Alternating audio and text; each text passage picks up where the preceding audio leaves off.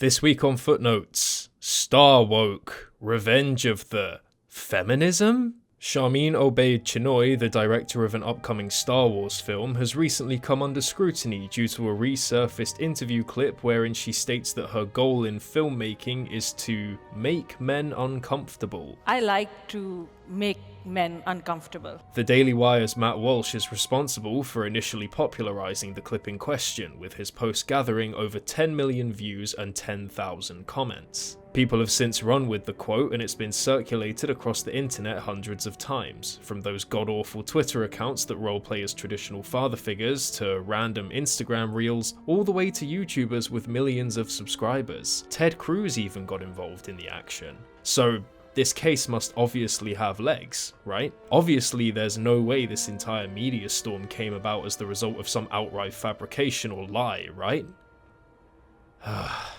Look, I was gonna do the whole thing I've done so many times before where I pretend to believe it and then piece together the mystery and gradually reveal the truth, but I just can't be bothered to pretend anymore. The quote in question comes from an interview panel that Obaid-Chinoy took part in during the Women in the World conference in 2015. For context, that's 8 years before her Star Wars film was even announced. She said this before The Last Jedi even began pre-production. So there's absolutely no way this quote was in any possible sense related to Star Wars. Which raises an important question. What could this director have been talking about that warrants making men uncomfortable? Well, before she got swept up into the endless creative void that is Disney, Sharmeen Obaid-Chinoy was a documentary filmmaker. Her most notable work is the 2012 Academy Award-winning documentary Saving Face, which deals with acid attacks against women in her home country of Pakistan and how much of a struggle it is to seek justice for them. At the time of this panel, she was working on her second Oscar-winning documentary titled A Girl in the River, The Price of Forgiveness, a documentary that tackles Pakistan's epidemic of honor killings. I can't stress enough how serious of a problem this is, a culturally accepted tradition of femicide in order to preserve a family's reputation. That's what Sharmeen was making films about at the time of this panel. The men that she's referring to are those men who, at best, accept these honor killings as a tradition and, at worst, perpetuate them. She even clarifies to Jon Stewart, the man who asked her the question that she's answering, that she isn't talking about him. I enjoy making men uncomfortable. Not you, just not you. Point taken, point taken. She then goes on to clarify that by make men uncomfortable, she means force them to confront an uncomfortable situation to elicit a positive change. And it's only when you're uncomfortable, when you're shifty, when you have to have difficult conversations, that you will perhaps look at yourself in the mirror and not like the reflection, and then say, maybe there is something wrong with the way I think, or maybe there is something wrong with the way I am addressing this issue. Because remember, her documentaries focus on crimes against women committed in a male-dominated society. But look at how it's since been taken and framed. That moment where you realize you've gone too far by insulting half the world's population. Let me enjoy my fictional lightsaber space battles in peace without all your subliminal messages telling me that men need to change. Who has this view of men and masculinity and actively admits that she wants to make them uncomfortable. I spent a few minutes explaining the actual context of this clip because I think the truth is important. The same can't be said about every single person who made a video taking this quote out of context, and the millions more who gave them views and, by extension, money.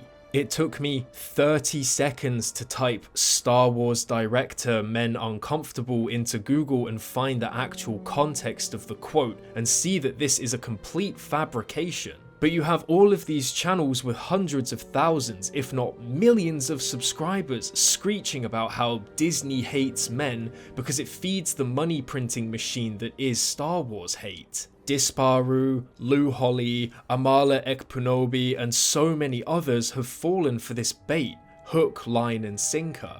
Oh, look, here's a similar video made by a channel called World Class Bullshitters. Isn't that ironic? And shockingly, the most context given to this clip was from the critical drinker. See, the fact is, these interviews were made years earlier and they have absolutely nothing to do with Star Wars or even the entire Western Hemisphere for that matter. She was talking about her documentary work to expose the practice of honor killings in Pakistan and the men who somehow think it's okay to literally murder women for the crime of being assaulted. That's how bad this outrage cycle has gotten. When your research is being outshined by the critical drinkers, you know you've fucked up. And don't even get me started on the people who fell for this manufactured outrage fuel. Dozens of people calling this woman a bitch, a cunt, even going so far as to tell her to focus on the problems in her own country, which just...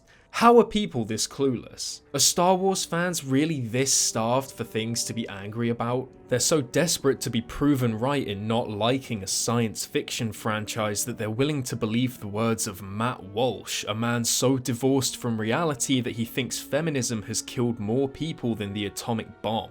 Maybe if they spent as much time researching, context and the truth as they did Grey Jedi fighting styles, they would realize that they've been played. But the most pathetic thing of all is the fact that this has completely altered the context of a very real discussion that Charmin was trying to engage in. She's absolutely right in wanting to elicit change by provoking uncomfortable discussions, especially when the men she wants to start these uncomfortable conversations with are those who perpetuate the harm to begin with. Can you imagine if those men responded in the same way that these Star Wars fans are? Talking about how they don't want to be challenged, or that films are supposed to be escapism, and that reality is uncomfortable enough. They're saying this to an activist who literally premiered her film at the Pakistani Prime Minister's residence and had a discussion with him about how to end a very real societal ill. Can you imagine if the Prime Minister had refused to engage with this film because he was scared of being uncomfortable? Nothing would have changed. And this is why I find all of these YouTubers and their responses to this quote so pathetic. It completely silences a voice for actual societal change. In framing this quote through the lens of Star Wars, the discussion of systemic honor killings and acid attacks has been completely sidestepped and ignored. Now, instead of the hundreds of women who've been attacked with acid or straight up murdered by their families, it's Star Wars fans in the limelight. It's Star Wars fans who are suffering, it's Star Wars fans who are the victims, and it's Star Wars fans who we should be giving all of our compassion to. And that requires such a leap in logic and such extreme mental gymnastics that I'm shocked it wasn't used to choreograph the prequels.